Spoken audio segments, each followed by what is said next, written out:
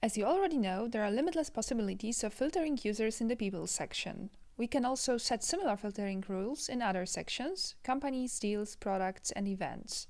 The People section is, however, exceptional, as we can not only apply filters based on users' attributes, but also filter on information pieces from other sections: companies, deals, products, events, and activities. Let's now have a look at how to filter users based on filters related to companies, deals, and activities. In general, we may say that each user that has a connection in the app with a company, deal, or activity can be filtered by attributes of those companies, deals, and activities. Let me show you some examples. I'm in the People section and want to filter out all users that work at Apple. So in the Filters section, I'm specifying the right filter for company name. And now we see the filtered users here, but as you may have noticed, some of them work at Apple, while those two here are from Appletronics. That's because I use contains as filter condition, and contains is not case sensitive. To see only users working in Apple, I should have used exactly. Let's try another one. For example, I want to check which users work at companies that are small and local businesses. I have earlier created a company custom attribute, small local business, and now want to filter all employees working at companies for which that is true. And here we go. When we go to one of these users' profile, we see that he works at Local Echo, and having clicked the company name, in the company profile we see here on the right-hand side, it has true value for the custom attribute small local business. Let's now say I want to see all users connected to deals that are currently at the negotiation stage in our pipeline.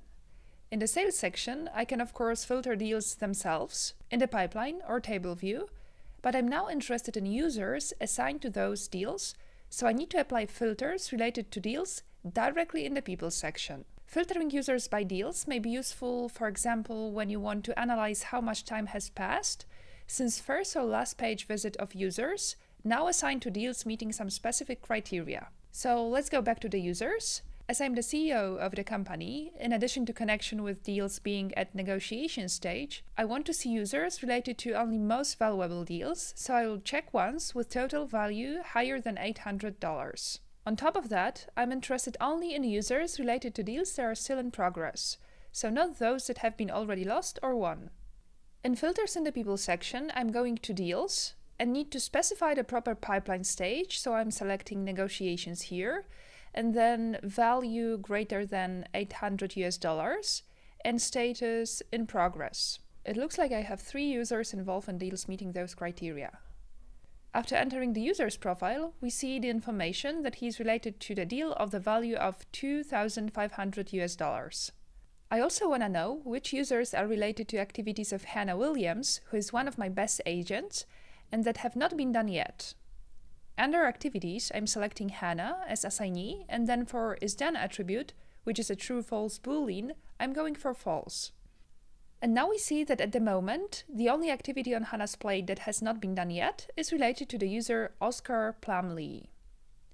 When you hover over the user's name, there is a handy summary of deals and activities Oscar is related to, and then in his user profile, we see the activity on his timeline. Important note: you need to remember that we are filtering out users here, and we are doing that on the basis of attributes of activities. To check the productivity of your particular agent, it would be better to analyze their list of activities. We've just covered some examples of filtering users by companies, deals, and activities, but you can apply all these filtering rules to an automation, and for example, tag or segment each user that meets them in the background. That will save you a lot of time. Thanks for listening.